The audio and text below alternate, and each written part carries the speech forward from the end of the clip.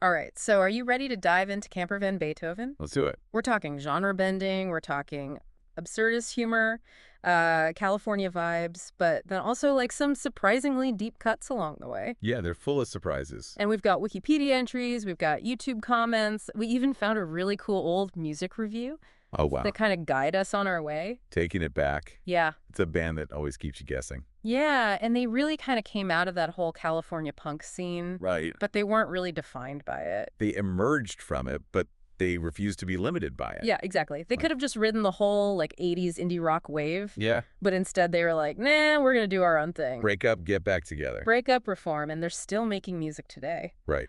So to kind of kick things off, where did it all begin for Camper Van Beethoven? We got to rewind back to the early 80s. Okay. California punk scene was a melting pot of creativity. And you had this group of friends. Some of them had played in previous bands like Sitting Duck, Wow. the Estonian Gauchos. These are real bands. Real bands. Yeah. And they came together with this shared desire to shake things up musically. I love that. And even their name, Camper Van Beethoven, it speaks to this kind of juxtaposition of the mundane and the highbrow. It's so weird. Yeah. It's just so out there. But it's a hint of the sonic adventures to come. Okay, but we have to unpack this name a little bit. Oh, yeah. Because it's just so strange. It's so strange. What is the story behind this name? So the story goes that their early guitarist, David McDaniel, Okay. he coined the name. Yeah. He just liked the sound of it. I just liked it. The inherent absurdity, Yeah. even if it didn't make literal sense. Right. But it reflects their approach to music. Yeah. You know, taking these different elements, Yeah. blending them in a way that shouldn't work, but it does. It just works. Yeah. And they really weren't afraid to experiment. Yeah, they were. Like their early albums are like a crash course in musical fusion. You hear these ska punk rhythms, and then out of nowhere, there's like these Eastern European, like folk melodies, and then a hint of surf rock, It's a wild ride. all smashed together. And this is at a time when genre blending wasn't really a thing. It wasn't cool yet. Most bands stuck to a specific sound, you know. Yeah. But Camper Van Beethoven, they embraced eclecticism, They didn't care. and it became their defining characteristic. It's probably why their music still sounds so fresh today. I think so. You can hear their influence in so many later bands. Absolutely. And speaking of their early sound, we can't talk about Camper Van Beethoven without mentioning Take the Skinheads Bowling. Of course not. Like, it's quintessential early CVB. Absolutely. It captures that early punk-infused energy. And then there's those lyrics. And then there are the lyrics. Wonderfully absurd and strangely thought-provoking. I mean, who else could write a song about praying to Jah and increasing the number of clocks? Right. It's like a fever dream set to a ska punk beat. But even with that humor, there's always this undercurrent of something deeper in their music. Absolutely. There's always more to it than meets the eye. And even just that DIY ethos, you know, recording those first 3 albums in just 18 months, Wow.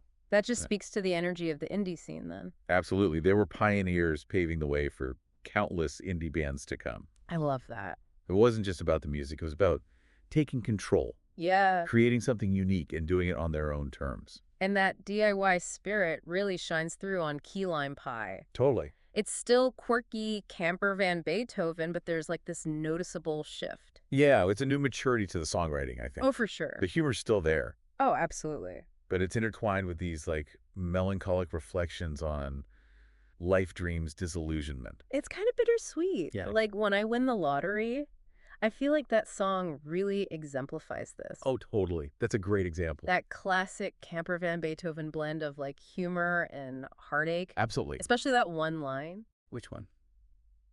The rights will shake their heads and say that God is good, but surely works in mysterious ways. Yeah, yeah. It just encapsulates it perfectly. It's that bittersweet irony Yes. that really comes through. That whole feeling of longing, right? Yeah. Like these dreams that are just out of reach. Uh-huh. You get that throughout Key Lime Pie. For sure. Like you mentioned, when I win the lottery, but also I was born in a laundromat. Yeah. The humid press of days. Goalie. They all kind of tap into the same feeling. It's surprisingly relatable, even with their offbeat lyrics. Right? You find yourself connecting with it.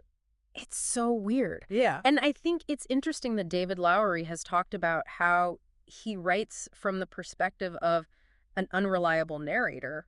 a lot of the time, Oh, really? which I just think adds another layer of intrigue to their music. It's like you're never quite sure what's real and what's imagined. It's true. It's like he's inviting you to question everything. It's like this world of shifting perspectives, and then you find out that he drew inspiration from literature for some of these songs. Oh, wow, I didn't know that. Like, all her favorite fruit was inspired by a romance in Gravity's Rainbow. That's amazing. Oh. Talk about eclectic influences. It makes you Oh. realize just how much depth and thought went into these lyrics, even when they seem nonsensical on the surface. And it's like you wouldn't even necessarily know it, No, but it's there. it's all there. And this brings us to the song that really launched them into the mainstream, Oh, yeah. which is Pictures of Matchstick Men. A classic. It's a cover. It is. It's a status quo song. I never would guessed. But their version is so distinctly Camper Van Beethoven. Oh, I'm sure it is. It's like they took this relatively straightforward rock song and they just infused it with their signature sound, That's so cool. and it became a massive hit for them. Really? It reached #1 on the Billboard alternative charts, Number one. Wow. which is wild considering how much darker it is than some of their other stuff. Yeah, it's a different side to them. Yeah, you don't expect it if you only know them for their, like, funnier songs. That's the beauty of them, though, right? Right. They have this incredible versatility. They can be playful and irreverent, and then they can be, like, surprisingly poignant. Exactly. It's true. Now, Key Lime Pie, this was their last album before they broke up that first time Right, right. in 1990, Yeah. which, could have been the end of an era, Yeah, it seemed that way at the time. but it wasn't. Thankfully not. They got back together, They did. and they kept going. The journey continues. So what have they been up to since that reunion? Yeah, so they took a break, but they came back. They did. And it wasn't just like a reunion tour. They actually, like, kept making music. They really did.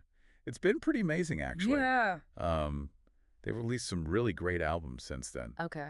Like in 2013, they put out La Costa Perdida, which was inspired by like California landscapes and sounds. Oh, wow. Yeah, and then just a year later, they followed it up with El Camino Real. They weren't messing around. No, they weren't slowing down at all. That's so cool. Yeah, And they're still touring. they are. Like, they're constantly on the road playing to sold-out crowds, It's amazing to see. bringing in the old fans and obviously, like, winning over new ones. Yeah, they've still got it. They do, and that's what's so amazing to me. It's like, how do they keep their sound so relevant after all these years? It's like this weird blend of nostalgia, but with a modern edge. Yeah. You know?